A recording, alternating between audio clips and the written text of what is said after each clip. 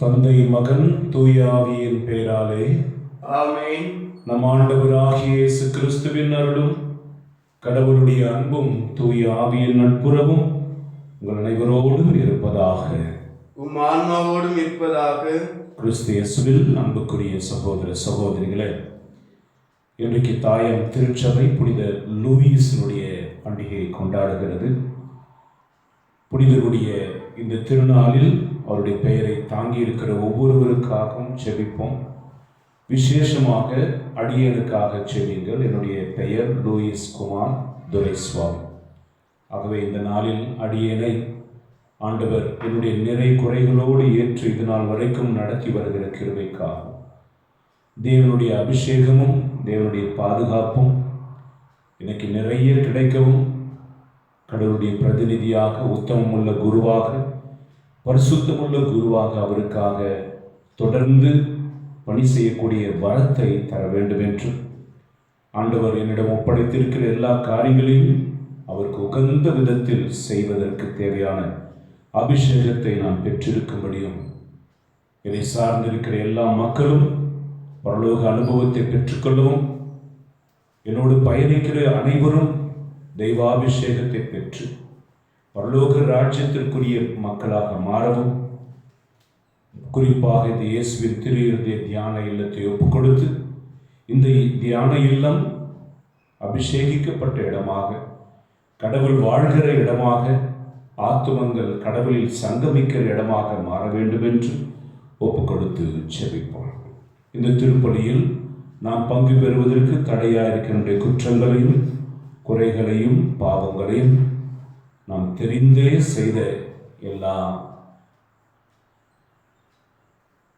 வேதனை நிறைந்த குற்றங்களையும் ஒப்புக்கொண்டு மன்னிப்பு கேட்போம். ஆண்டுடைய இரக்கத்தை கேட்டு மன்றாடுவோம். எல்லாம் வல்ல இறைவனிடமும் சகோதர சகோதரி உங்களிடமும் நான் பாவியை ஏற்றுக்கொள்கிறேன். ஏனெனில் என் சிந்தையாலும் சொல்லாலும் செயலாலும் கடமையில் தவறியதாலும் பாவங்கள் பல செய்தேன். என் பாவமே, என் பாவமே, என் பெரும் பாவமே. ஆகையால் எப்பொழுதும் கன்னியான தூய மரியாதையும் வானதூதர் புனிதர்களையும் சகோதர சகோதரிகளையும் நம் தேவனாகிய ஆண்டவரிடம் எனக்காக வேண்டிக் கொள்ள மன்றாடுகிறேன். எல்லாம் வல்ல இறைவன் நம் மீது இரக்கம் வைத்து நம் பாவங்கள் எல்லாம் மன்னித்து நம்மை முடிவில்லாத வாழ்வுக்கு அழைத்து செல்வாராக. ஆமென்.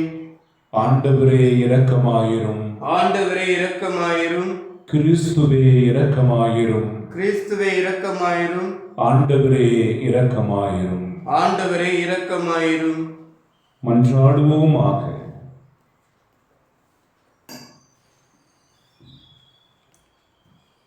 இறைவா, புனித லூயிஸை இவ்வுலக ஆட்சி பற்றிய கவலையிலிருந்து விடுவித்து விண்ணக ஆட்சியின் மாட்சிக்கு உயர்த்தினீர். அவரது பரிந்துரையால் நாங்கள் இவ்வுலகில் புரியும் பணிகள் வழியாக உமது நிலையான ஆட்சிக்கு வந்து சேர அருள் புரிவீராக. உம்மோடும் தூய ஆவியின் ஒன்றிப்பில் இறைவனாய் என்றென்றும் வாழ்ந்து ஆட்சி செய்கின்ற அவர் வழியாகவே உம்மை மன்றாடுகிறோம். ஆமென்.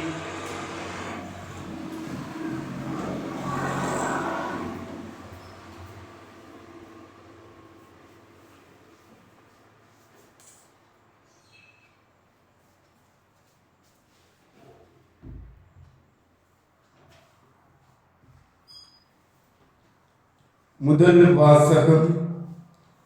கடவுளிடம் திரும்பி வந்த நீங்கள் அவருடைய மகன் இயேசுவுக்காக காத்திருக்கிறீர்கள். திருத்துதர் பவுல் தெசலோனியருக்கு எழுதிய முதல் திருமுகத்திலிருந்து வாசகம். அதிகாரம் 1, இறை வார்த்தைகள் 1 முதல் 5 மற்றும் 8 முதல் 10 முடிய. சகோதர சகோதரிகளே, தந்தையாம் கடவுளோடும் ஆண்டவராம் இயேசு கிறிஸ்துவோடும் இணைந்து வாழ்கின்ற தெசலோனிக்க சபைக்கு பவுலும் சில்வானும் தீமோத்தேயும் எழுதுவது. உங்களுக்கு அருளும் அமைதியும் உரித்தாகுக. நாங்கள் இறைவனிடம் வேண்டும் பொழுது இடைவிடாது உங்களை நினைத்து உங்கள் அனைவருக்காகவும் என்றும் கடவுளுக்கு நன்றி கூறுகிறோம். செயலில் வெளிப்பட்ட உங்கள் நம்பிக்கையையும் அன்பினால் ஊந்தப்பட்ட உங்கள் உழைப்பையும் ஆண்டவர் இயேசு கிறிஸ்துவை எதிர்நோக்கி இருப்பதால் நீங்கள் பெற்றுள்ள உங்கள் மன உறுதியையும் நம் தந்தையார் கடவுள் முன் நினைவு கூறுகிறோம். கடவுளின் அன்புக்குரிய சகோதர சகோதரிகளே, நீங்கள் தேர்ந்து கொள்ளப்பட்டவர்கள் என்பது எங்களுக்கு தெரியும். ஏனெனில் நாங்கள் நற்செய்தியை உங்களுக்கு வெறும் சொல்லளவிலின்றி தூய ஆவி தரும் வல்லமையோடும் மிகுந்த உள்ள உறுதியோடும் கொண்டு வந்தோம். உங்கள் பொருட்டு நாங்கள் உங்களிடையே எவ்வாறு நடந்து கொண்டோம் என்பதும் உங்களுக்கு தெரியும். எப்படியெனில் ஆண்டவருடைய வார்த்தை உங்கள் நடுவிலிருந்தே பரவியது. கடவுள் மீது நீங்கள் நம்பிக்கை கொண்டிருப்பது மாசிதோனியாவிலும் அக்கையாவிலும் மட்டுமல்ல, எல்லா இடங்களிலும் தெரிய வந்துள்ளது. எனவே இதை பற்றி நாங்கள் எடுத்து சொல்ல வேண்டிய தேவையே இல்லை. நாங்கள் உங்களிடம் வந்தபோது எவ்வாறு நீங்கள் எங்களை வரவேற்றீர்கள் என்பது அவர்களே கூறுகிறார்கள். நீங்கள் எவ்வாறு சிலைகளை விட்டுவிட்டு உண்மையான வாழும் கடவுளுக்கு ஊழியம் புரிய கடவுளிடம் திரும்பி வந்தீர்கள் என்றும் கூறுகிறார்கள். இவ்வாறு நீங்கள் வானினின்று வரும் அவருடைய மகன் இயேசுவுக்காக காத்திருக்கிறீர்கள். அவரை வரப்போகும் சினத்திலிருந்து நம்மை மீட்பவர். இறந்த அவரையே தந்தை உயிர்த்தெழச் செய்தார். ஆண்டவரின் அருள்வாக்கு. இறைவா உமக்கு நன்றி. பதிலுரை பாடல் பல்லவி. ஆண்டவர் தம் மக்கள் மீது விருப்பம் கொள்கிறார். ஆண்டவர் தம் மக்கள் மீது விருப்பம் கொள்கிறார். ஆண்டவருக்கு புதியதொரு பாடலை பாடுங்கள். அவருடைய அன்பர் சபையில் அவரது புகழை பாடுங்கள். இஸ்ரேல் தன்னை உண்டாக்கியவரை குறித்து மகிழ்ச்சி கொள்வதாக. சீயோனின் மக்கள் தம் அரசரை முன்னிட்டு களி கூறுவனவாக. பல்லவி. ஆண்டவர் தம் மக்கள் மீது விருப்பம் கொள்கிறார்.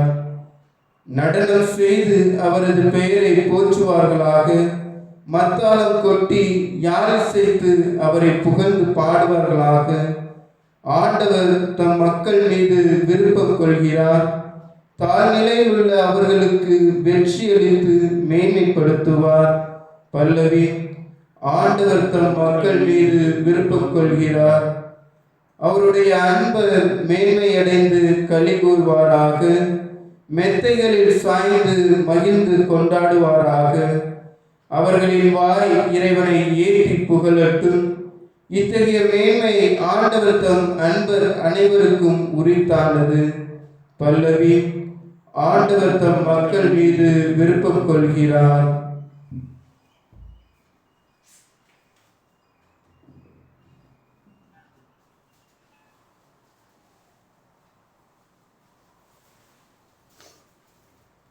அல்லேலூயா அல்லேலூயா அல்லேலூயா அல்லேலூயா அல்லேலூயா அல்லேலூயா அல்லேலூயா அல்லேலூயா.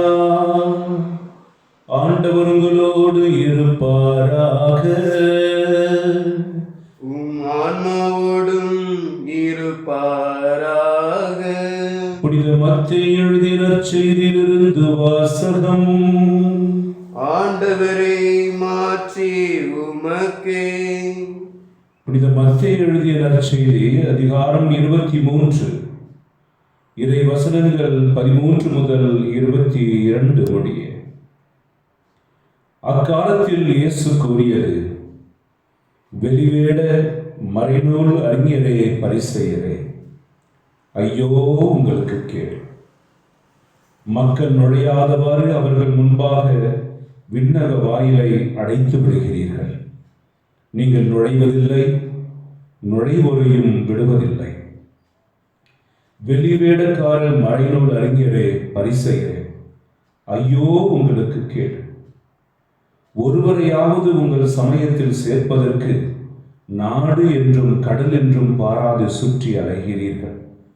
அவ்வாறு சேர்த்த பின் அவரை உங்களை விட 2 மடங்கு நரக தண்டனைக்கு ஆளாக்குகிறீர்கள். குருட்டு வழிகாட்டிகளே, ஐயோ உங்களுக்கு கேடு! யாராவது திருக்கோவில் மீது ஆணையிட்டால் ஒன்றுமில்லை, ஆனால் அவர் கோவிலின் பொன் மீது ஆணையிட்டால் அதை நிறைவேற்ற கடமைப்பட்டவர் என்கிறீர்கள். குருட்டு மடையரே, எது சிறந்தது? பொன்னா? பொன்னை தூயதாக்கும் திருக்கோவிலா?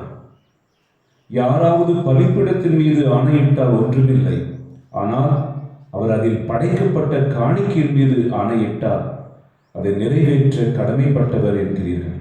குருடரே, எது சிறந்தது? காணிக்கையா? காணிக்கையை தூயதாக்கும் பலிபீடமா? எனவே பலிபீடத்தின் மீது ஆணையிடுகிறவர் அதன் மீதும் அதன் மேலுள்ள அனைத்தின் மீதும் ஆணையிடுகிறார். திருக்கோவில் மீது ஆணையிடுகிறவர் அதன் மேலும் அதன் குடியிருக்கிறவர் மேலும் ஆணையிடுகிறார். வானத்தின் மீது ஆணையிடுகிறவர் கடவுளின் அரியணை மீதும் அதில் வீற்றிருக்கிற கடவுள் மீதும் ஆணையிடுகிறார் என்றார். இது ஆண்டவரின் அருள்வாக்கு. கிறிஸ்துவே உமக்கு புகழ்.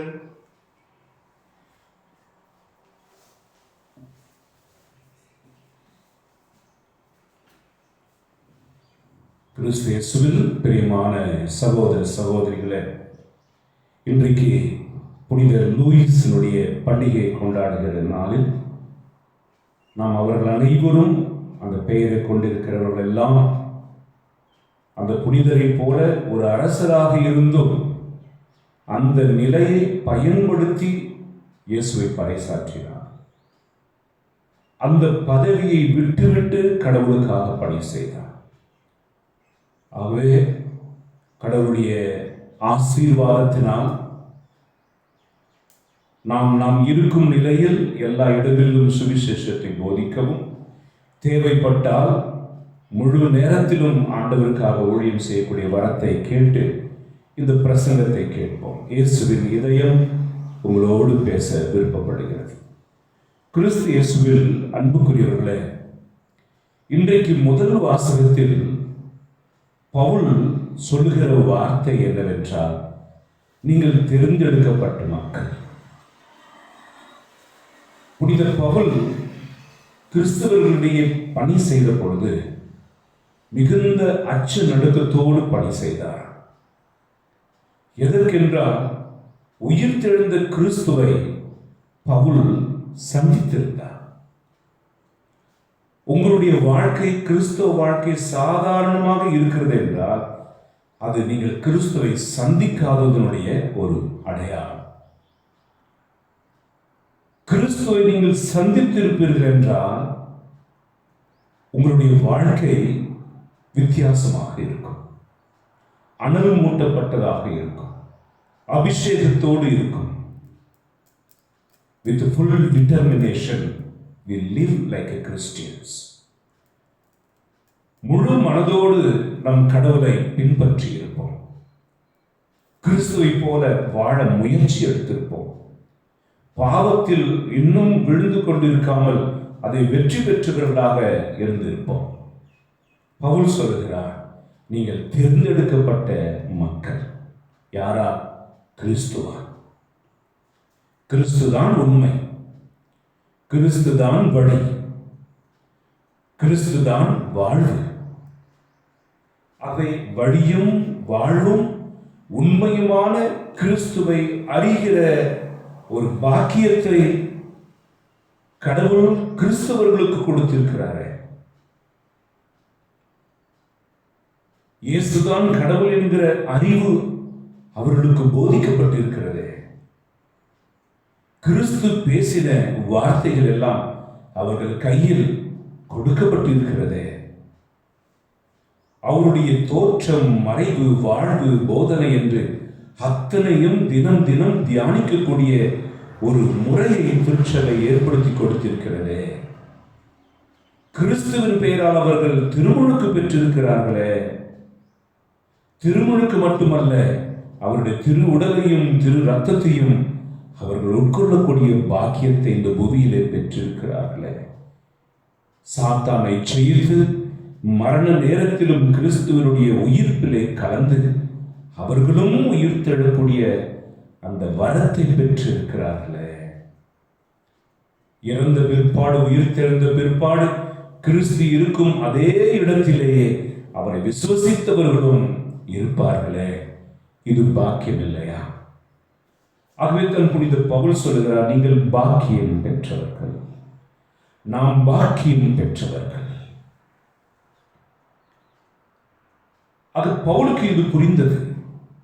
ஏனென்றால் அப்போஸ்தலர் பணி 9ஆம் அதிகாரத்தில் கிறிஸ்தவர்களை கொடுமைப்படுத்துவதற்காக சவுல் என்கிறவர் உத்தரவோடு குதிரையில் போய்க் கொண்டிருக்கும் பொழுது கீழே வீழ்த்தப்பட்டார். வீழ்த்தப்பட்டு ஒரு குரலொலியை கேட்டார். அந்த குரலில் சொன்னது, ஏன் என்னை துன்புறுத்துகிறாய் சவுலே, சவுலே ஏன் என்னை துன்புறுத்துகிறாய்? கீழே விழுந்த சவுலுக்கு இந்த குரலினுடைய அர்த்தம் புரியவில்லை. உம்மை துன்புறுத்துகிறேனா, நீர் யார் என்று கேட்ட பொழுது, நீ துன்புறுத்துகிற கிறிஸ்து நான் என்று வெளிப்படுத்தினார்.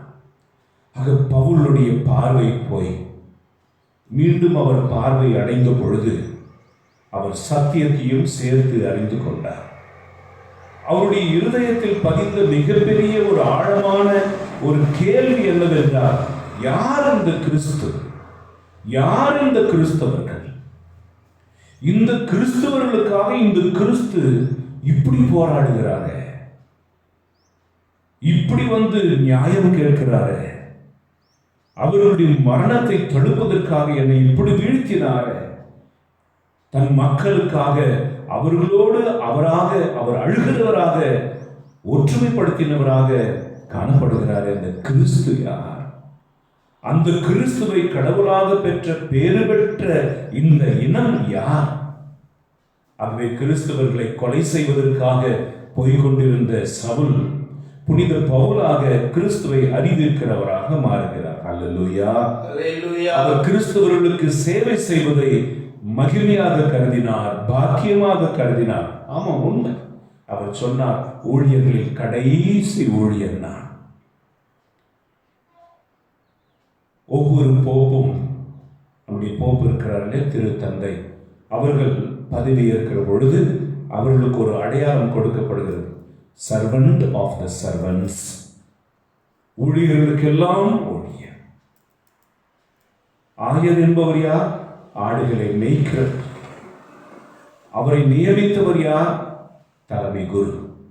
அவர்கள் மேய்ப்பர்கள், கூலிக்கு அமர்த்தப்பட்டிருக்கிறார்கள். ஆகவே போதிக்கிற நான் பெரியவனா அல்லது போதனையை கேட்கிற நீங்கள் பெரியவர்களா என்றால் நீங்கள் தான் பெரியவர்கள். உங்களுக்கு ஊழியம் செய்யும்படிதான், உங்களுக்கு போதிக்கும்படிதான், உங்களுக்கு ஆறுதல் சொல்லும்படிதான், உங்களுக்கு விடுதலை கொண்டு வரும்படிதான் ஆண்டவர் இந்த பாத்திரத்தை தேர்ந்தெடுத்திருக்கிறார். பிச்சை இடுகிறவன் பெரியவனா, பிச்சை பெறுகிறவன் பெரியவனா என்று கேள்வி கேட்டா நீங்க எல்லாம் பதில் சொல்லுங்க, அந்த ஒண்ணுமில்லாத பிச்சைக்காரனுக்கு பிச்சை போடுகிறவன் தான் பெரியவன் சொல்லி. ஆனால் ஞானம் போதிக்கிறது, நீ சின்னஞ்சிறியவர்களுக்கு செய்ததெல்லாம் எனக்கே செய்தாய், ஆகவே வா பரலோகத்திற்கு, உனக்காக ஏற்படுத்தப்பட்டிருக்கிற இடத்திற்கு என்று உன்னை ஆண்டவர் பரலோகத்திற்கு கூட்டிக் கொண்டு போவதற்கு காரணமாய் அமைந்தது அந்த பிச்சைக்காரன். ஆகவே அவன் உயர்ந்தவன், அவன் மூலமாய் இந்த வரத்தை பெற்று நீ அவனை விட உயர்ந்தவன் அல்ல. ஞானம் என்பது வித்தியாசமாக இருக்கு. பவுல் இதை அறிந்தார். கிறிஸ்தவர்களுக்கு சேவை செய்வது என்னுடைய பாக்கியம், ஏனெனில் அவர்களுக்குள் இருக்கிற கிறிஸ்துவுக்கு நான் சேவை செய்கிறேன். அடுத்தது அவர் மக்களுக்கு சொன்னாரு, நீங்கள் பாக்கியவான்கள். ஏன்னா எல்லா மக்களிலும் நீங்கள் தேர்ந்தெடுக்கப்பட்ட மக்களாக, கிறிஸ்துவனுடைய பெயரை தாங்கினவராக, ஜென்ம பாவங்கள் கழுவப்பட்டவர்களாக, இயேசுவின் இரத்தத்தினாலே விலை கொடுத்து வாங்கப்பட்டவர்களாக, இயேசுனுடைய வார்த்தையை அறிந்த மக்களாக, இயேசு கிறிஸ்துனுடைய சரீர ரத்தத்தை உட்கொள்ளுவர்களாக, அவருடைய பாடுகளில் பங்கெடுக்கிறவர்களாக, அவருடைய உயிர்ப்பிலே பங்கெடுத்து அவருடைய விண்ணரசில் நீங்கள் பங்கு பெற போகிறீர்களே, நீங்கள் பாக்கியவான்கள். ஹல்லேலூயா, ஹல்லேலூயா. ஆனால் இன்றைக்கு நற்செய்தி வாசகத்தில் மத்தேயு சுவிசேஷம் 23ஆம் அதிகாரத்தில் 13ஆம் வசனத்தில் இயேசு சொன்னார், ஐயோ உங்களுக்கு கேடு. யாரை பார்த்து சொன்னார்?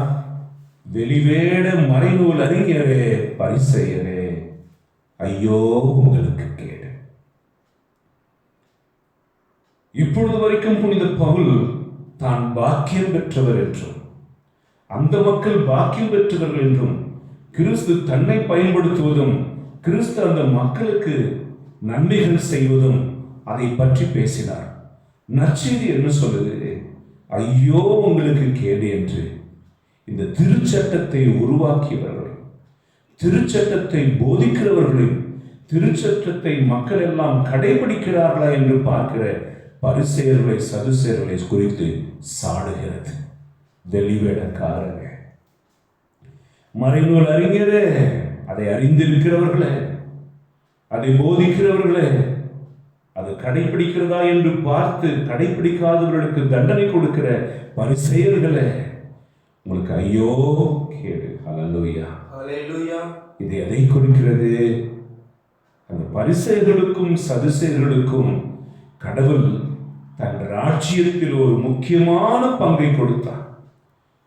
அந்த திருச்சட்டத்தை ஒவ்வொரு இருதயத்திலும் கொண்டு போய் சேர்க்க வேண்டும், அறிவிக்க வேண்டும், தூதுரைக்க வேண்டும். வருகிற மக்களுக்கு அதை சாப்பிட கொடுக்க வேண்டும். கடவுளை அறியாத மக்களுக்கு அறிவிக்க வேண்டும். ஆகவே தேவாலயத்தில் வருகிறவர்கள் அப்படியே சுத்தி பார்த்துட்டு மறுபடியும் விக்கிரகங்களையே பின்பற்றி போகாதபடி, தேவாலயத்திற்கு வருகிறவர்கள் சத்தியத்தை அறிந்து, ஹல்லேலூயா, ஹல்லேலூயா, சத்தியத்தை அறிந்து, கடவுளை அறிந்து, கடவுளை ஏற்றுக்கொண்டு அவர்கள் போகணும். அதற்காக பொறுப்பில் ஒப்படைக்கப்பட்டவர்கள் தான். ஆனால் என்னாச்சு? அவர் சொல்றார், நீங்கள் பரலோகத்தினுடைய வாயிலை அடைத்து விட்டீர்கள், நீங்களும் போவதில்லை, மற்றவர்களும் போக விடுவதில்லை. இப்படி சந்தேகம் வருகிறது.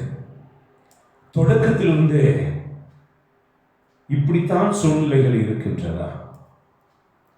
கடவுள் ஒருவருக்கு ஒரு ஸ்தானத்தை கொடுக்கிற பொழுது அந்த ஸ்தானத்தை தகுந்த விதத்தில் பயன்படுத்த நினைக்காமல், இது கொடுக்கப்பட்ட என்ன சொல்றது பிரிவிலேஜ், அது நம்ம என்ன பண்ணலாம் சொல்லி டேக்கிங் அட்வான்டேஜ், அதை துர்விநியோகம் செய்து தவறுதலாக பயன்படுத்தி அந்த ஸ்தானத்தை, உலகத்தில் இருக்கிற ஒரு பதவிக்கு இருக்கிற ஸ்தானத்தை போல அவர்கள் பயன்படுத்தி அவர்களும் பரலோகத்திற்கு போகாமல் மற்றவர்களையும் போக விடாமல் தடுத்து விடுகிறார்கள் என்று எசையா வேதனைப்படுகிறார். கிறிஸ்துவில் அன்புக்குரியவர்களே, இயேசு கிறிஸ்து கூட போதித்தார். அவர் போதிக்காத சட்டம் என்று எதுவும் இல்லை, அவர் போதிக்காத விஷயம் என்று எதுவில்லை. 10 கட்டளைகளை மிக அற்புதமாக ஓமானத்தின் வழியாக போதித்தார். அவர் வெறும் வார்த்தையை மட்டும்தான் போதிச்சாரா? அவருடைய வாழ்க்கையில் அதை அப்படியே பிரதிபலித்தது. அவர் எதை வாழ்ந்தாரோ அதை மக்களுக்கு போதித்தார். ஆகவே மக்கள் வார்த்தையும் வாழ்வும் ஒன்றானதை பார்த்து அவர்கள் தந்தையாகி இறைவனை மகிமைப்படுத்தினார்கள் என்று வேதம் சொல்லுகிறது. ஆனால் இன்றைக்கு போதகர்கள், போதிக்கிறவர்கள், அது எந்த சர்ச்சாக இருக்கட்டும், கிறிஸ்து இன்றைக்கு அவர்களை சாடுகிறார். என்ன? உன் வாழ்க்கையும் உன் போதனையும் வேறு வேறாக இருக்கிறது. உன் வாயிலிருந்து புறப்படுகிற வார்த்தைக்கும் உன் வாழ்வுக்கும் சம்பந்தம் இல்லாமல் இருக்கிறது. ஹல்லேலூயா, ஹalleluya ஹல்லேலூயா, ஹalleluya ஹல்லேலூயா. ஹalleluya. ஆகவே குடிக்க கூடாது என்று போதிக்கிறோம், பண்டிகையில் நாம் குடிப்பதற்காக அமர்கிறோம். பண ஆசை வேண்டாம் என்று போதிக்கிறோம், போதிக்கப்படுகிறது. கோடிக்கணக்கில் லட்சக்கணக்கில் நமக்கென்று தனக்கென்று சொத்தை சேர்த்து வைத்திருக்கிறோம். உன் ஊழியத்திற்கு போகும்போது மாற்று உடை கூட நீ எடுத்து செல்ல வேண்டாம், கையில் பணப்பை கொண்டு செல்ல வேண்டாம் என்று இயேசு சொல்லி இருக்கும் பொழுது நம்முடைய பீரோவில் அடுக்கி வைத்திருக்கிறோம். நம்முடைய பணப்பை எப்பொழுதும் நம்மிடமே இருக்கிறது. அந்த பணப்பையில் ஏடிஎம் என்கிற ஒரு கார்டில், கிரெடிட் கார்டில் ஏராளமான பணத்தை வைத்து நாம் அலைந்து கொண்டிருக்கிறோம். கிறிஸ்துவோ ஏழையாக இருந்தார். கிறிஸ்து பிறந்தது மாட்டுத் தொழுவத்தில், இறந்தது அடக்கம் செய்யப்படுது மாற்றானுடைய கல்லறை. இன்றைக்கு கடவுளை பற்றி போதிக்கிறவர்கள் சொந்தமாக ஏக்கர் கணக்கில் நிலம் வைத்திருக்கிறார்கள். இன்னும் என்னால் சொல்ல முடியாத பணப்புழக்கம், கொடுக்கல் வாங்கல் வைத்திருக்கிறார்கள். லேண்ட் பிசினஸ் வைத்திருக்கிறார்கள். ஹல்லேலூயா, ஹalleluya. எஸ்டேட் வைத்திருக்கிறார்கள். ஒரு குடிசையில் தொடங்கின அவர்களுடைய ஊழியம் இன்றைக்கு மிகப்பெரிய பங்களாவாக மாறி அனைத்து வசதிகள். ஒரு இறை ஊழியர் 25 ஆண்டுகள் கொண்டாடினார். அதற்கு சென்று வந்த என்னுடைய சகோதரன் சொல்லுகிறார், ஃபாதர், டிவியில கூட அந்த செலிபிரிட்டிஸ் கூட அப்படி செலிப்ரேட் செய்திருப்பார்கள் என்று தெரியவில்லை. ஒரு பக்கம் பாடல், இன்னொரு பக்கம் ஆடல், இன்னொரு பக்கம் விருந்து, இன்னொரு பக்கம் அந்த விருந்து, அவ்வளவு டெக்கரேஷன். ஒரு இறை ஊழியர், கடவுளுக்கு அர்ப்பணிக்கப்பட்டவர் செலவழித்தது அன்றைக்கு மாத்திரமே எத்தனையோ லட்சம். அதில் வந்தவர்கள் அனைவரும் சந்தோஷம் அடைந்தார்கள். அதில் அத்தனை பேரும், ஆனால் அத்தனை பேரும் பல பேர் தவறுதலான செய்தியை இருதயத்தில் பெற்றுக்கொண்டு போனார்கள். ஓ, என்னோடு பேசின மகன் சொன்னான், நானும் சாமியார் ஆயிடலான்னு பார்க்கிறேன், நானும் இறை ஊழியனா ஆகிடலான்னு பார்க்கிறேன். ஏன் இத்தனை வசதிகள், இத்தனை பொறுப்புகள், இத்தனை மரியாதைகள்? இந்த பொறுப்பு எனக்கு வந்துவிட்டா எவ்வளவு மகிழ்ச்சியாக இருக்கும். எல்லாம் என்னுடைய கண்ட்ரோல். என் குடும்பத்தை சார்ந்தவர்களுக்கு வேலை, என் உறவினர்களுக்கு முக்கியமான பதவி, போவதற்கும் வருவதற்கும் மிகப்பெரிய வண்டி, 24 மணி நேரமும் குளிர்படுத்தப்பட்ட அறையில் சொகுசான வாழ்க்கை, கைகளிலும் கழுத்திலும் உலகத்தாரை போல போட்டுக்கொண்டிருக்கிற தங்க நகைகள், அறை முழுவதும் அலங்கரிக்கப்பட்டிருக்கிற எலக்ட்ரானிக் கேட்ஜெட்ஸ், நவீன அத்தனை பொருட்கள். ஒரு செல்போனில் போதாது என்று 2, 3. என் அன்புக்குரியவர்களே, ஏதாவது அவர்களுக்கு கஷ்டம் வந்துவிட்டால் அத்தனையும் காசு கொடுத்து விலைக்கு வாங்குகிறார். அது போலீஸாக இருக்கட்டும், அரசியல்வாதியாக இருக்கட்டும், வக்கீலாக இருக்கட்டும், நியாயமாக இருக்கட்டும், அத்தனையும் அவர்கள் தங்களுடைய பணபலத்தை வைத்து சாதிக்கிறார்கள். அதுதான் வாழ்க்கை. அப்படித்தான் ஒரு இறை ஊழியர் இருக்க வேண்டும் என்கிற ஒரு தவறான அணுகுமுறையை எல்லோருடைய இருதயத்திலும் பதித்து விடுகிறார்கள். அவர்கள் வருகிற பொழுது மிகப்பெரிய வரவேற்பு கொடுக்க வேண்டும். அவர்களை கடவுளை போல நடத்த வேண்டும்.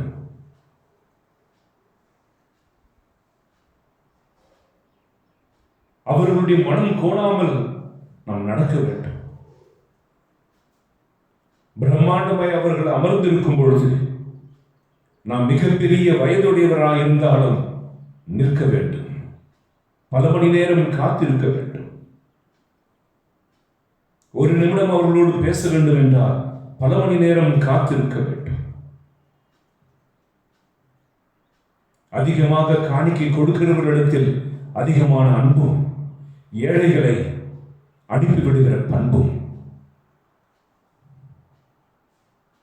கடவுள் தங்களிடத்தில் மட்டும்தான் இருப்பது போல காட்டிக்கொண்டு அத்தனை பேரும் தன் பாதத்தை தொட வேண்டும் என்று தங்கள் குஞ்சங்களை பெரிதாக்கிக் கொள்கிறவர்கள், திருவிழாக்களில் பண்டிகைகளில் முதல் இருக்கையை விரும்புகிறவர்கள், போகும்பொழுதும் வரும்பொழுதும் எல்லோரும் அவர்களை ராபி என்று வணக்கம் செலுத்த வேண்டும் என்று ஆசைப்படுகிறவர்கள். ஆகவே புனித பவுல் ஒரு பக்கம் தான் கிறிஸ்தவர்களுக்கு சேவை செய்வது பாக்கியம் என்று கருதுகிற பொழுது, இப்படி கடவுளுடைய ஊழியர்களால் ஊழியம் செய்யப்படுவதற்கு பாக்கியம் பெற்றவர்கள் என்று கிறிஸ்தவர்களை பாராட்டுகிறவர், இன்றைக்கு நற்செய்தி வாசகத்தில் கிறிஸ்தவருடைய குரல் ஒலிக்கிறது, ஐயோ உங்களுக்கு கேடு. தான் போதித்தத்தை வாழ்கிறவன், வாழ்ந்ததை போதிக்கிறவன் பெரியவன் என்று எண்ணப்படுவான். தான் வாழாததை போதிக்கிறவன், தன் போதிக்கிறதை வாழாதவன் சிறியவன் என்று கருதப்படுவான். அது மட்டுமல்ல, கடைசி நாளில் நிராகரிக்கப்படுவான். விசுவாசிகளுடைய வாழ்க்கை பரலோகத்தை சார்ந்ததாக இல்லாமல் இருந்ததற்கு தடையாயிருந்ததனாலே, சிறியவர்களுக்கு தடையாயிருந்ததால் கழுத்தை எந்திரக்கல்லை கட்டிக்கொண்டு கடல் விழுகிறது உனக்கு நலம் என்று சொன்னாரே, நீ இடரலாய் இருந்ததனாலே, நாம் இடரலாய் இருந்ததனாலே அப்படி நாம் வீழ்த்தப்படுவோம். இது ஊழியர்களுக்கு மட்டுமா? ஊழியர்கள் கவனிங்கள், ஊழியர்கள் சேவை செய்யப்படுகிறவர்கள் பாக்கியவான்கள். ஆகவே கிறிஸ்தவர்களாகிய உங்களுடைய வாழ்க்கை உதாரணமாக இருக்க வேண்டும். உங்களுடைய வாழ்க்கை சுற்றி இருக்கிறவர்களுக்கு இடரலாய் இருந்தார். ஒரு கிறிஸ்தவ கணவன் எப்படி இருக்க வேண்டும் என்று எபேசியர் 5ஆம் அதிகாரத்தில், ஒரு மனைவி எப்படி இருக்க வேண்டும் என்று, கிறிஸ்துவ பிள்ளைகள் எப்படி இருக்க வேண்டும் என்று எல்லா ஒழுங்குகளும் அங்கே சொல்லப்பட்டிருக்கின்றன. அது உங்களுக்கு போதிக்கப்பட்டிருக்கின்றது. ஆகவே நீங்கள் அதை கடைபிடிக்காமல் போவீர்கள் என்றால், இடரலாக இருப்பீர்கள் என்றால், ஐயோ உங்களுக்கும் கேடு.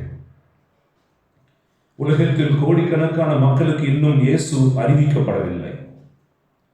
இன்னும் எத்தனையோ தகுதி இருந்தும் ஊழியர்களாக கடவுளால் இன்னும் எத்தனையோ மக்கள் தெரிந்து கொள்ளப்படவில்லை. ஏன் ஊழியராக உன்னையும் என்னையும் தெரிந்து கொண்டார்? இந்த ஊழியத்தில் வைத்து நம் ஆத்துமத்தை ரட்சிப்பதற்காக. ஒரு பிச்சைக்காரன் இருந்தான். அவன் பிச்சைக்காரனாகவே இருப்பான் என்று தெரிந்த ஒரு எஜமானர் அவனுக்கு ஒரு வேலை போட்டு கொடுத்தார். எதற்கு? அவன் பிச்சை எடுப்பதிலிருந்து, தெருவில் சுற்றுவதிலிருந்து மீட்கப்பட்டு கௌரவமான ஒரு வாழ்க்கையை வாழ வேண்டும் என்று. அவன் படிக்கவில்லை, வேற எந்த வேலையும் தெரியாது. ஆனாலும் வேலையை அமர்த்தியது போல ஊழியர்களே, நாம் வெளி உலகத்தில் இருந்திருந்தால் நாம் இந்த நேரத்திற்கு கெட்டு ஆத்மன் செத்து போயிருக்கும். ஆகவே நம்மை தாயின் கர்ப்பத்திலேயே அல்லது நம் வழி பயணத்திலே அல்லது வாலிப பருவத்திலே ஏதோ ஒரு காரியத்தின் வழியாக நம்மை ஈர்த்து கொண்டு ஊழியத்தில் வைத்து நம் உதடுகளை அசைத்து அவர் பேசிக் கொண்டிருக்கிறார். நாம் உள்ளத்தில் வெள்ளையடிக்கப்பட்டு கல்லறைகளாக நாம் பாவத்திலே வாழ்ந்து கொண்டிருந்தாலும் நம் பலவீனங்கள் எல்லாம் தாண்டி அவர் நம் வழியாக இறை மக்களுக்கு உணவூட்டி கொண்டிருக்கிறார், அபிஷேகித்துக் கொண்டிருக்கிறார், அவர்களை சந்தித்துக் கொண்டிருக்கிறார், நம் பலவீனங்களை அவர் பொறுத்து கொண்டிருக்கிறார். ஆகவே ஊழியர்களுடைய கடமை என்ன? அந்த பொறுத்து கொள்கிற அந்த கடவுளுக்கு தகுந்த விதத்தில் நம்மை மாற்றிக்கொள்வது. ஏனெனில் வேதம் சொல்லுகிறது, அவர் பரிபூர்ண மக்களை தெரிந்து கொள்வதில்லை, தெரிந்து கொண்டவர்களை பரிபூர்ணமாக மாற்றுகிறார். God never calls the worthy people and he makes them worthy whom he calls. அவர் அழைத்தவர்களை உத்தமம் உள்ளவர்களாக மாற்றுகிறார். ஆகவே மக்கள், நீங்கள் அழைக்கப்பட்டவர்கள். உங்கள் சொல்லிலும் செயலிலும் கடமையிலும் எல்லாவற்றிலும் நீங்கள் கிறிஸ்துவை படிப்பினைகளை படிச்சீங்க. ஒரு பிரிந்த சபையினுடைய சகோதரி, உங்களுடைய உடல் கடவுளுடைய தேவாலயம் என்று போதிக்கப்பட்டதை உணர்ந்த அவள் தன் வாழ்நாளில் கல்லூரி படிப்பு முடிக்கும் வரைக்கும் கூட அவள் எந்த ஒரு பையனோடும் அவள் தவறுதலாக பேச்சுவார்த்தை எதுவும் வைத்துக் கொண்டதில்லை. நான் கடவுளுக்குரியவள், கடவுளுக்குரியவள். ஒரு நாள் அவளுடைய பிறந்த நாளுக்கு அவருடைய நெருங்கிய உறவினர் ஒருவர் அழகான ஒரு ஆடையை கொடுத்தார், விலை உயர்ந்தது. சாதாரணமான உலகத்தில் உள்ள பெண்கள் விலை உயர்ந்த ஆடைகளை அணிய வேண்டும், விலை உயர்ந்த நகைகளை அணிய வேண்டும், எல்லோருடனும் தன்னை அழகாக காட்டிக்கொள்ள வேண்டும், எல்லோருமே தன்னை அழகாக இருக்கிறாய் என்று சொல்ல வேண்டும். ஹல்லேலூயா, ஹல்லேலூயா. அழகாக இருக்கிறாய் என்று சொல்ல வேண்டும், தன்னை புகழ வேண்டும் என்று சிகை அலங்காரம், உடை அலங்காரம், நடை அலங்காரம் என்று தன்னை அழகுபடுத்திக் கொள்வார். வேதத்தில் சொல்லுகிறது, நீ இடரலாய் இருக்காதே, இடரலாய் இருக்காதே. மகதலேன் மரியாளுடைய வாழ்க்கையில் அவள் தன்னுடைய ஒவ்வொரு காரியத்தையும் பாவத்திற்கு மற்றவர்களை இழுப்பதற்காக பயன்படுத்தினால்தான் அவள் இயேசுனுடைய பாதத்தில் அத்தனையும் சமர்ப்பித்தார். இந்த பிரிந்த சபை சகோதரி அந்த விலை உயர்ந்த ஆடையை அணியவில்லை, மறுத்தார். இதை நான் அணியும் பொழுது பெருமை கொள்ளாவேன், அழகாக தெரிவேன், அனைவராலும் புகழப்படுவேன், ஆகவே வேண்டாம் என்று சொல்லி அதை பீரோவில் வைத்தது இன்னும் வைத்தபடியே தான் இருக்கிறது. இன்றைக்கு கிறிஸ்துவர்களாக நம் உடலை ஏலம் போடுகிறோம் அல்லவா, அனைவருக்கும் காட்டுகிறோம் அல்லவா. தேவாலயத்திற்குள் வரும்பொழுது குறைந்தது நம்மை அணி செய்து கொண்டு வருவதில்லை அல்லவா. ஒரு திருமண விழாவிற்கும் ஒரு கிளப்புக்கும் போவது போலத்தான் நாம் தேவாலயங்களுக்கு வந்து கொண்டிருக்கிறோம். ஆண்களும் அப்படித்தான். மற்றவர்களை கவன சிதையர்களுக்கு, கவன குறைவுகளுக்கு கொண்டு செல்கிற நடைமுறைகளில் நாம் வாழ்ந்து கொண்டிருக்கிறோம். உடலை மறைப்பதற்காக பயன்படுத்த வேண்டிய உடைகள் எல்லாம் இப்பொழுது உடலை காட்டுவதற்காக பயன்படுத்தப்படுகிறது, நிரம்பி வழிகிறது. நான் ஒரு முறை அணிந்த ஆடையை இன்னொரு முறை அணிய மாட்டேன், மேக்சிமம் 2 முறை தான் என்று பெருமையாக சொல்லிக் கொள்கிற காலம் இது. எந்த அளவுக்கு ஆடை குறைப்போ அதுதான் நாகரிகம் என்று சொல்லுகிற இந்த காலத்தில் கிறிஸ்தவர்களாகிய நமக்கு இந்த இயேசுவின் இதயம் இன்றைக்கு ஏங்கி தவித்து சொல்கிறது, நீங்கள் உங்களுக்கு கொடுக்கப்பட்ட அழைப்பிற்கு ஏற்றபடி வாழுங்கள். குடிக்கலாமா கிறிஸ்தவர்கள்? தெருவில் சண்டை போடலாமா கிறிஸ்தவர்கள்? லஞ்சம் கொடுக்கலாமா வாங்கலாமா கிறிஸ்தவர்கள்? விபச்சாரத்தில் மறைமுகமாக நேர்முகமாக தொடர்பில் இருக்கலாமா கிறிஸ்தவர்கள்? ஒருவரை ஏமாற்றலாமா? வட்டிக்கு கொடுக்கலாமா? வட்டிக்கு வாங்கலாமா?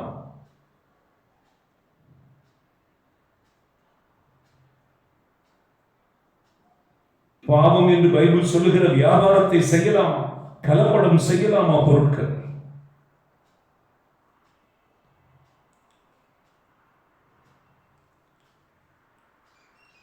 கடவுளுடைய பிள்ளைகளாகிய நாம் குற்றம் செய்து போலீஸ் ஸ்டேஷனுக்கு போலாமா?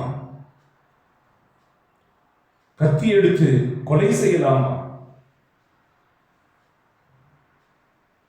நான் சொன்னவையும் இன்னும் ஏராளமானவைகள் கிறிஸ்தவர்கள் செய்யக்கூடாது என்று வேதம் சொல்கிறது. We are called to live holy life. நம் பரிசுத்தமாய் வாழ அழைக்கப்பட்டிருக்கிறோம். உலகத்திற்கு ஒளியாய் இருக்க அழைக்கப்பட்டிருக்கிறோம். சண்டை போடுகிறவர்கள் மத்தியில் சமாதானமாய் எப்படி இருப்பது என்பதற்குரிய அடையாளமாய் இருக்க அழைக்கப்பட்டிருக்கிறார்.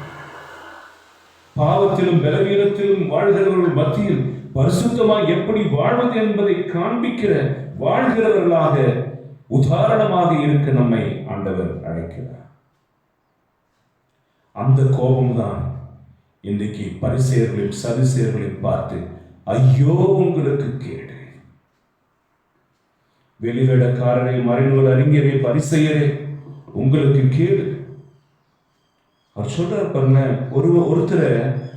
ஒருவரையாவது உங்கள் சமயத்தில், அந்த திருச்சபையில, அந்த சங்கத்துல, அந்த சர்ச்சுக்கு கொண்டு வரதுக்காக ஊர் ஊரா போவாங்க. ஊரா இன்னும் ஃப்ளைட் பிடிச்சி, ட்ரெயின் பிடிச்சி, பஸ் பிடிச்சி, கார்ல போய் ஊழியெல்லாம் செய்வாங்க. சபைகளுக்கு கொண்டு சபை நிரம்பி வழி. வேதம் சொல்கிறது, நீங்கள் சேர்ப்பதற்கு நாடு என்றும் கடல் என்றும் வாராது சுற்றி அலைகிறீர்கள். அவ்வாறு சேர்த்த பின் அவர்களை உங்களை விட 2 மடங்கு நரக தண்டனைக்கு ஆளாக்குகிறீர்கள். காரணம், சபை நிறைஞ்சிச்சுன்னா அங்க ஆவியானவர் இருக்கிறான்னு அர்த்தமா? 1 மணி நேரம் அழகான இசைகளோடு பாடல்கள் பாடி மக்கள் பரவசத்தில் இருப்பதுதான் அங்கே கடவுளுடைய சித்தம் நிறைவேற்றப்படுகிறது என்று அர்த்தமா? இன்றைக்கு எல்லா மக்களும் அதைத்தான் நோக்கி ஓடிக்கொண்டிருக்கிறோம். சின்ன சர்ச்சுக்கெல்லாம் போக மாட்டேன், பெருசா 30,000, 20,000, 40,000, 1,00,000 பேர் இருப்பது பெரிய திரையில், பெரிய பெரிய சவுண்ட் பாக்ஸ், பார்ப்பதற்கு பிரமிப்பா இருக்கிற அரங்குகள், அமர்ந்து கடவுளுடைய வார்த்தையை ஏசி போட்டு கேட்டா அவ்வளோ நல்லா இருக்கு. இயேசுவோ கட்டாந்தரையில், மலை மேல், கடற்கரையில், பள்ளத்தாக்கில், வயல்வெளியில் என்று அமர்ந்து போதித்தார். ஆகவே அப்படிப்பட்ட பெரிய தேவாலயங்களை கட்டுகிறவர்கள் அப்பா பெரிய பாஸ்டர், பெரிய ஊழியர். அவர் நடக்கிற வழியில் பூ போடுவோம், முடிந்தால் அவருடைய பாதத்தை தொட்டு வணங்குவோம், அதையும் அவர்கள் எதிர்பார்க்கிறார்கள். மரியாதை நிமித்தம் அவர்களை அரவணைத்து முத்தமிடுவோம், அதையும் அவர்கள் விரும்புகிறார்கள். கிறிஸ்துவில் அன்புக்குரியவர்கள், நீங்கள் எந்த சர்ச்சு? எந்த சர்ச்சு? ஓ, அந்த பெரிய சர்ச்சியா? இன்னைக்கு ஆண்டவர் சொல்கிறார், நீங்க சேர்த்த பிற்பாடு அவங்களை 2 மடங்கு நரக தண்டனைக்கு உள்ளாக்குகிறீர்கள். காரணம், இன்னைக்கு பாருங்களேன், கத்தோலிக்க திருச்சபை இயேசு உருவாக்கினார் சிலுவை அடி. ஆனா இன்னைக்கு இங்கிருந்து அப்படி போனவங்க அப்படியே திரும்பி பேசுகிற வார்த்தைகள், திருச்சபையை பற்றி அவர்கள் சொல்லுகிற வார்த்தைகள், உனக்கு பிடிக்கலனா போ, உனக்கு தெரிந்த சத்தியத்தை போதி, ஆனால் தாய் திருச்சபையை, தாயை பழித்துரைப்பதையே, இங்கு இருக்கிறவர்களை திருடுவதையே, கொள்ளையடிப்பதையே,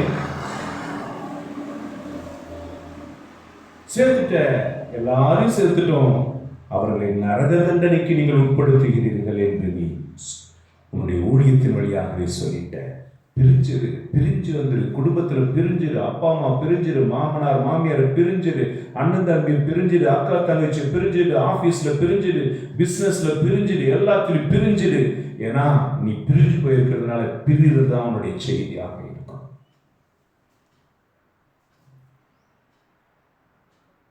அன்புக்குரியவர்களே, குருட்டு வழிகாட்டிகளே, உங்களுக்கு ஐயோ கேடு. குருட்டு வழிகாட்டிகளே, பைபிள் சொல்லுது, குருட்டு வழிகாட்டி குருட அவன் வழிகாட்டுற 2 பேரும் நீங்க விழுந்து போவீங்க. இந்த சத்தியத்தை கேட்கிறவர்கள், உங்கள் நாவில் புறங்கூறாது இருப்பாயாக, அவன்தான் திருமலையில் ஏற முடியும் என்று திருப்பாடல்கள் 1 அதிகாரம் சொல்லுகிறது. தன் நாவிலே புறங்கூறாது, தன் தோழனுக்கு தீங்கிழைக்காதவர். நாம் இன்றைக்கு நாம் சொந்த கிறிஸ்துவின் உடலையே, அவருடைய பாகமாகிய இன்னொரு சபையை பற்றி, அவருடைய திருவுடலின் இன்னொரு அங்கமாகிய இன்னொரு சபையை பற்றி குறை சொல்லிக் கொண்டே போய்கொண்டிருக்கிறோம். பார்க்கிறவர்களாம், என்னாச்சு உங்க இயேசு, எத்தனை இயேசு, எத்தனை இயேசு, எத்தனை கோயில், எத்தனை பிரிவினைகள், அன்கவுண்டபிள்.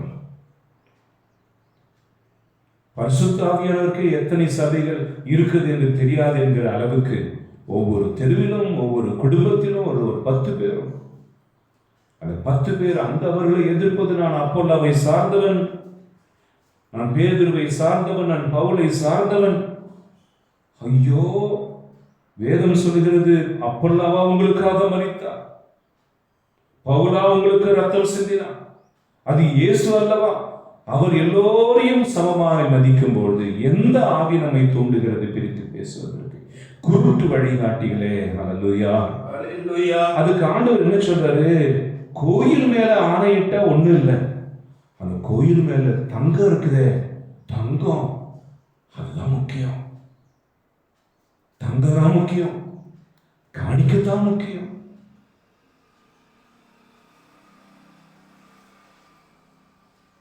ஒரு பெரிய பணக்காரர் சத்திரம் கட்டி சாப்பாடு போட ஆரம்பிச்சார். நாள் பட நிறைய பேர் வர்றதுனால சும்மா எதுக்கு போடணும், 5 ரூபான்னு போட்டார், அப்புறம் 10 ரூபான்னு போட்டார், அப்புறம் 50 ரூபாய் ஆச்சு. அது பிசினஸ் ஆச்சு. எங்கேயோ தொடங்கி எங்கேயோ நாம் போய்கொண்டிருக்கிறோம். இலவசமாய் பெற்றீர்கள், இலவசமாய் கொடுங்கள் என்றார். இன்றைக்கு அப்படி நம்மால் செய்ய முடிவதில்லை. நாம் தவறு எடுத்துக் கொண்டிருக்கிறோம். தேவாலயம் ஓகே, தங்கம் தங்கம், நாங்க கழுத்துல, மூக்குல, காதுல, எதுல நாங்க தங்கம் போட மாட்டோம், பீரோல வச்சுக்குவோம்.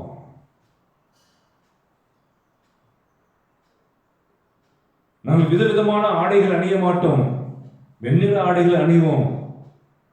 ஆனால் காரும் பங்களாவும் என்ற சகல வசதிகளோடு ஆடம்பரமாய் வாழ்வோம்.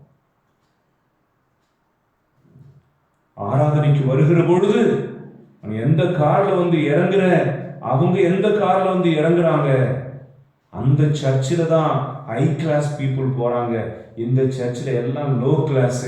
அதனால I choose to go that church. குருட்டு வழிகாட்டி அவரவர்களுடைய இனத்திற்கு, மொழிக்கு, ஜாதிக்கு தகுந்தபடி ஊழியர்களை அமைத்துக் கொள்கிற காலம் இது. அடுத்தது குருட்டு மடையரே. குருடர்கள் என்பது வேறு, மடையர்களே என்கிறார். நான் எதுவும் சொல்ல, ஆண்டவர் சொல்றார். எது சிறந்தது? பொன்னா, பொன்னை தூய்மையாக்கும் திருக்கோவிலா? யாராவது இந்த பலிப்பிடத்து மேல பிரச்சனை பண்றான்னு வச்சுமே, அது ஒன்றும் பிரச்சனை இல்லை, அதெல்லாம் அழுக்கா இருக்கலாம், அதெல்லாம் ஒன்றும் இல்லை, அதெல்லாம் ஒன்றும் இல்லை.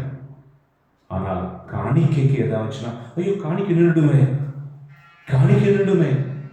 அவங்க கிட்ட சத்தியத்தை சொன்னா காணிக்கை கொடுக்க மாட்டாங்களே, தசமபாவத்தை கொடுக்க மாட்டாங்களே, கோயிலுக்கு வராம போயிடுவாங்களே, அவங்க 20 பேரும் 30 பேரும் கூப்பிட்டு வருவாங்க, சர்ச்சு நிரம்பும், அவங்கள ஏதாவது சொல்லிவிட்டா அவங்க 30 பேர் வராம போயிடுவாங்களே, அதனால ஈர இடிச்சு நீங்க செய்யறதெல்லாம் நான் பொறுத்துக்கிறேன், விட்டுறேன். அப்படியா? இன்னைக்கு அப்படித்தான் இருக்கு. ஹல்லேலூயா, ஹல்லேலூயா. கிறிஸ்துவில் அன்புக்குரியவர்களே, இன்றைக்கு இந்த பிரசங்கம் நம்மை பாதித்திருக்கவென்றால், இறை மக்களுடைய பிரச்சனை என்ன, விருப்பம் என்ன, இறை ஊழியர்களை பற்றியும் குருக்களை பற்றியும் பேசுவது மிகுந்த விருப்பமான காரியம். அந்த குரு எங்க போறாரு, எங்க வரார், யார் கூட பேசுறாரு, அறையில என்ன பண்றாரு, எவ்வளவு காசு வச்சிருக்கிறாரு, எப்படி போதிக்கிறாரு, எப்படி பாடுறாரு, 24 மணி நேரமும் ஒரு குருவை பற்றி பேசுவது சுவையான காரியம். சிறப்பு. இன்னும் ஒரு படி மேல போய் அவரை பற்றிய குற்றங்களை கண்டுபிடித்து அது உண்மையோ உண்மை இல்லையோ அதை பெரியவர்களுக்கு தெரியப்படுத்தி ஊரை கூட்டி அதை ஒரு லெட்டர் எழுதி அதை எங்கெங்கே கொடுக்க வேண்டும் கொடுத்து அவருக்கு மாற்றம் வர வைக்க வேண்டும். அப்பொழுதுதான் என்னுடைய ஆத்ம திருப்தி. இந்த ஊர்ல யார் பெரியவங்க, என்ன மீறி ஏதாவது இருக்க முடியுமா என்று ஒவ்வொரு ஊரிலும் நமக்கு கடவுள் கொடுக்கிற ஊழியர்களை நாம் படுத்துகிற பாடு, அவரை மிரட்டுகிற மிரட்டல், கையை உயர்த்தி அவரை அடிக்க உயர்த்துகிற நீங்கள், அவர் சாப்பிட்டாரா இல்லையா என்று கவனிக்காமல் உங்கள் வீட்டில் நீங்கள் நிரம்பி உண்ண உண்கிறீர்கள். ஆகவே பாதிக்கப்பட்ட இறை ஊழியர்களும் பாதிக்கப்பட்டதனாலே ஏன் நாம் அவர்களுக்கு சேவை செய்து அடிபட்டு சாக வேண்டும், நாமும் நலமாயிருப்போம் என்று இரக்கமில்லாத உங்களுக்கு அவர்களும் இரக்கமில்லாமல் போகிறார்கள்.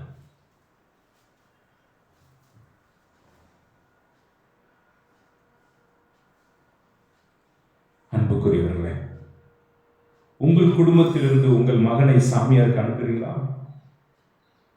உங்கள் குடும்பத்திலிருந்து உங்கள் மகளை கன்னியாஸ்திரியாக படிக்க அனுப்பி பாருங்கள். அப்பொழுது உங்களுக்கு வழி தெரியும். உங்கள் குடும்பத்திலிருந்து ஒரு இறை ஊழியரை இறை ஊழியக்காரியை அனுப்பி பாருங்கள், அல்லது நீங்களே ஊழியக்காரராய் மாறி பாருங்கள். எத்தனை சோதனைகள், எத்தனை அடிகள், எத்தனை விமர்சனங்கள், எத்தனை நாள் பட்டினி, எத்தனை கிலோமீட்டர் பிரயாணம், எத்தனை உறக்கமில்லாத நாட்கள், எத்தனை குற்றம் சுமத்துதல். போதிக்கிற பொழுதே இது சரியில்லை என்று குறிப்பெடுத்துக் கொண்டு வந்து பூசை முடித்த பிற்பாடு சொல்லுவாங்க, இவ்வளவு நேரம் பிரசங்கமா? அதுக்கு ஒன்று. குருக்கள் ஒவ்வொரு நிமிடமும் எது எப்பொழுது தாக்கும் என்கிற பயத்தில் வாழ்ந்து கொண்டிருக்கிறார்கள். இறை ஊழியர்களுக்கு பாதுகாப்பில்லாத நிலை. உங்கள் நடுவிலே இயேசு வாழ்வதை நீங்கள் எப்பொழுது காணப்போகிறீர்கள்? இறை மக்களுக்கு ஊழியம் செய்ய வந்துவிட்டு எசேக்கியேல் 35ஆம் அதிகாரத்தில் குருக்களுக்கு பற்றி சொல்லப்பட்டிருக்கிறது. நீங்கள் ஆடுகளை மேய்ப்பதற்கு பதிலாக கொன்று அதனுடைய கொழுப்பை நீங்கள் உண்கிறீர்கள், உங்கள் விருப்பம் போல் வாழ்கிறீர்கள். அது நோயோடு இருக்கிறதா, பலவீனமாய் இருக்கிறதா, காயப்பட்டு இருக்கிறதா என்பதை பற்றி நீங்கள் எதை பற்றியும் யோசிப்பதில்லை. ஆகவே உங்களை தள்ளிவிட்டு என் ஆடுகளை மேய்க்க நானே வருவேன். கடவுளே ஒரு நாள் வருவார். தகுதியற்ற ஊழியர்களை தண்டித்து, தகுதியற்ற கிறிஸ்தவர்களையும் தண்டித்து, அவர் மக்கள் நடுவே குருக்கள் இறை ஊழியர்களையா நடந்தாரே, அந்த குருக்களின் இறை ஊழியர்களையும் கவனித்துக் கொண்டவர்களை மேன்மைப்படுத்தி, தனக்கு கொடுக்கப்பட்ட மக்களை எல்லாம் சத்தியத்தின் பாதையை நடத்துவதற்கு ரத்தம் சிந்தும் அளவுக்கு கூட தாழ்த்தி கொண்ட இறை ஊழியர்களை மகிமை செய்து அப்பரலோகத்தில் சேர்த்துக் கொள்வார். பரிசேயர்களே, சதுசேயர்களே, உங்களுக்கு ஐயோ கேடு என்று சொன்னது இன்றைக்கு நம் இருதயத்தை பாதித்திருக்கும் என்றால், இயேசுவின் இதயம் அந்த வார்த்தைகளை பேசியிருக்கிறது என்றால் நம் வாழ்க்கையை திருத்திக் கொள்வோம். அது யாராக இருந்தாலும் சரி, நம் வாழ்க்கையை திருத்திக் கொள்வோம். இன்றளவும் செய்த பாவங்கள் மன்னிக்கப்படட்டும். இனிமேலாவது நம்ம கொடுக்கப்பட்ட அழைத்தலுக்கு ஏற்றபடி வாழ நம்மை தாழ்த்தி ஒப்புக் கொடுப்போம். கடவுள் நம்மை ஆசீர்வதிப்பாராக. ஆமென்.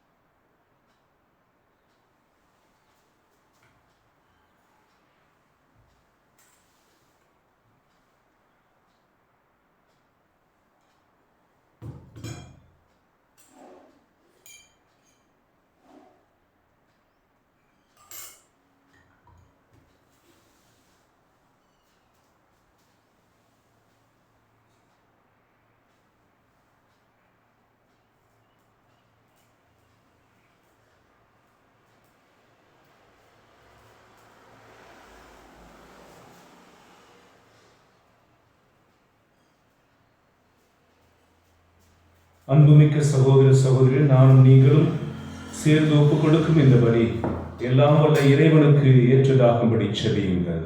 ஆண்டவர் தமது பேரின் புகழ்ச்சிக்காகவும் ஆட்சிக்காகவும் தமது நன்மைக்காகவும் புனித திரு அவையின் அனைத்து நலனுக்காகவும் மது கைநீட்டி பலியை ஏற்றுக்கொள்வாராக. ஆண்டவரே, உம் புனிதர் லூயிஸின் நினைவு கொண்டாட்டத்தில் காணிக்கைகளை ஒப்புக் கொடுத்து உம்மை வேண்டுகிறோம். உம் நம்பிக்கையாளருக்கு அமைதி, ஒற்றுமை ஆகிய கொடைகளை தாராளமாய் வழங்குவீராக. எங்கள் ஆண்டவராகிய இயேசு கிறிஸ்து வழியாக உம்மை மன்றாடுகிறோம்.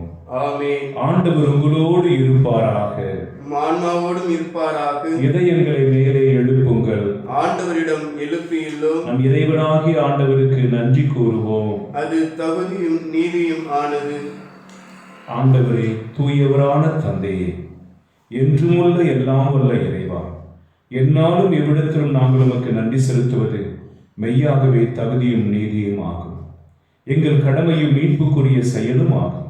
ஏனெனில் உம் புனிதர்கள் பெருமை அடைவதால் நீர் மாட்சி பெறுகின்றீர். அவர்களுடைய பாடுகளை சார்ந்தவை அனைத்தும் உம்முடைய ஆற்றில் வியத்தகு செயல்களை நீரே எங்கள் ஆண்டவராகிய கிறிஸ்து வழியாக அவர்களுக்கு இத்தகைய நம்பிக்கை ஆர்வத்தை கனிவுடன் கொடுக்கின்றீர். நிலைத்து இருக்கும் உறுதிப்பாட்டை ஊட்டுகின்றீர். கடும் துயரிலும் வெற்றி அளிக்கின்றீர். ஆகவே விண்ணகத்திலும் மண்ணகத்திலும் உள்ள அனைத்தும் உம்மை தொழுது வணங்கி புதியதொரு பண்பாடுகின்றன. வானதூதரின் அணிகள் அனைத்தோடும் நாங்கள் சேர்ந்து முடிவின்றி பறைசாற்றி சொல்வதாவது: தூயவர் தூயவர் தூயவர், வான்படையில் கடவுளாம் ஆண்டவர், விண்ணகமும் மண்ணகமும் அது மாட்சியால் நிறைந்துள்ளன. உன்னதங்களிலே ஓசானா, ஆண்டவர் பெயரால் வருகிறவர் ஆசி பெற்றவர், உன்னதங்களிலே ஓசானா. ஆண்டவரே, நீர் மெய்யாகவே தூயவர், தூய்மை அனைத்திற்கும் ஊற்று. ஆகவே நம்முடைய ஆவியை பொழிந்து இக்காணிக்கைகளை தூய்மைப்படுத்தியமை வேண்டுகிறோம். இவ்வாறு எங்கள் ஆண்டவர் இயேசு கிறிஸ்துவின் உடலும் இரத்தமுமாக இவை எங்களுக்கு மாறுவனவாக. அவர் பாடுபட உளம் கனிந்து தம்மை கையளித்த பொழுது அப்பத்தை எடுத்து உமக்கு நன்றி செலுத்தி அதை பிட்டு தம் சீடர்களுக்கு அளித்து அவர் கூறியதாவது: அனைவரும் இதிலிருந்து பெற்று உண்ணுங்கள், ஏனெனில் இது உங்களுக்காக கையளிக்கப்படும் என் உடல்.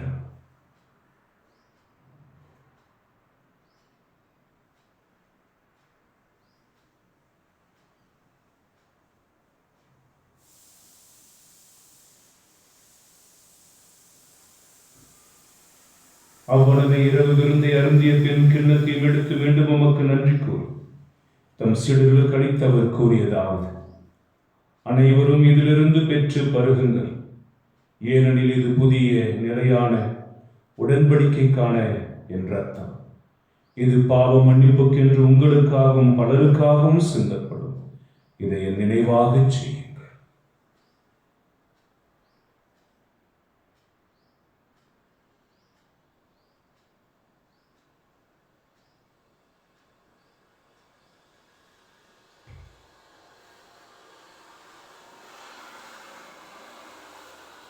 நம்பிக்கையின் மறைபொருள். ஆண்டவரே, நீர் வருமளவும் உமது இறப்பினை அறிக்கையிடுகின்றோம், உமது உயிர்ப்பினையும் எடுத்துரைக்கின்றோம். ஆகவே ஆண்டவரே, நாங்கள் கிறிஸ்துவின் இறப்பினையும் உயிர்ப்பினையும் நினைவு கூர்ந்து வாழ்வுதலும் அப்பத்தை மீட்பளிக்கும் கிண்ணத்தையும் உமக்கு ஒப்புக் கொடுக்கின்றோம். உம் திருமுன் நின்று உமக்கு ஊழியம் புரிய தகுந்தவர்களை நீங்கள் ஏற்றுக்கொண்டீர். எனவே உமக்கு நன்றி செலுத்துகிறோம். மேலும் கிறிஸ்துவின் உடலிலும் இரத்தத்திலும் பங்கு கொள்ளும் எங்களை தூய ஆவியார் ஒன்று சேர்க்க வேண்டும் என எம்மை தாழ்மையோடு மன்றாடுக. ஆண்டவரே, உலகெங்கும் பரவியிருக்கும் திரு அவையை நினைவு கூர்ந்தருள். எங்கள் திருத்தந்தை லியோ, எங்கள் பரிபாலகர் மோட்சராஜன், எல்லா திருநிலையினர் ஆகிய அனைவரோடும் திரு அவையை அன்பில் நிறைவேறச் செய்யும். மேலும் உயிர்த்தெழும் எதிர்நோக்குடன் துயில் கொள்ளும் எங்கள் சகோதர சகோதரிகளின் இறந்தோர் அனைவரையும் இரக்கத்துடன் நினைவு கூர்ந்து திருமுக ஒளியில் ஏற்றும். எங்கள் அனைவர் மீதும் இரக்கமாயிரும். கடவுளின் கன்னித்தாயான புனித மரியா, அவருடைய கணவரான புனித யோசேப்பு, புனித திருத்தூதர்கள், இவ்வுலகில் நமக்கு உகந்தவராய் இருந்தோர் ஆகிய புனிதர் அனைவருடனும் நாங்கள் நிலைவாழ்வில் பங்கு கொள்ளும் தகுதி பெற்று உம் திருமகன் இயேசு கிறிஸ்து வழியாக புகழ்ந்தேத்தும் வரமருடமை மன்றாடுக. இவர் வழியாக இவரோடு இவரில் எல்லாம் வல்ல இறைவனாகிய தந்தையே, தூய ஆவியின் ஒன்றிப்பில் எல்லா புகழும் மாட்சியும் என்றென்றும் உமக்கு உரியதே. ஆமென்.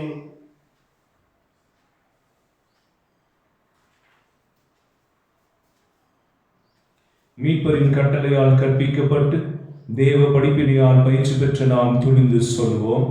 விண்ணுலகில் இருக்கிற எங்கள் தந்தையே, உமது பெயர் தூயதென போற்றப் பெறுக. உமது ஆட்சி வருக. உமது திருவுளம் விண்ணுலகில் நிறைவேறுவது போல மண்ணுலகிலும் நிறைவேறுக. எங்கள் அன்றாட உணவை இன்று எங்களுக்கு தாரும்.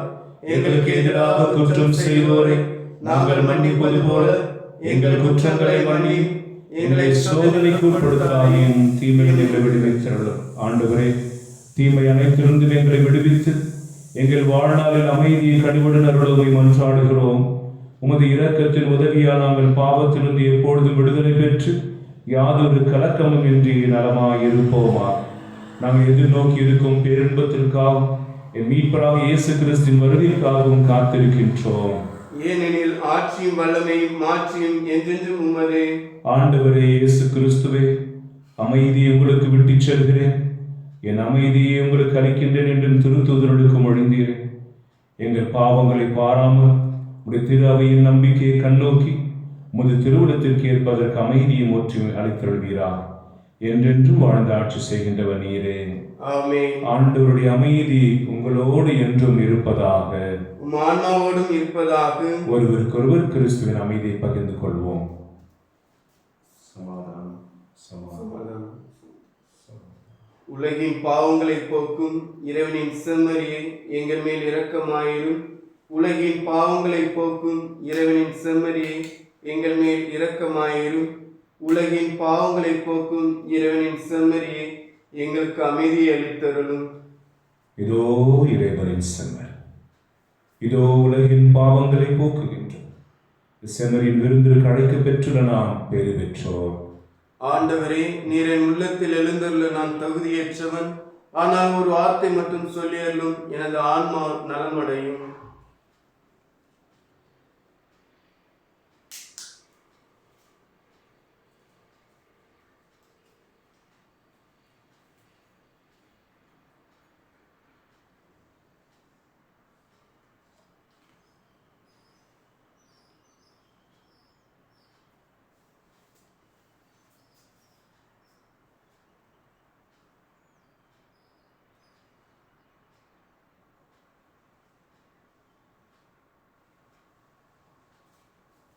கிறிஸ்துவின் திருவுடலும் திரு ஆமென்.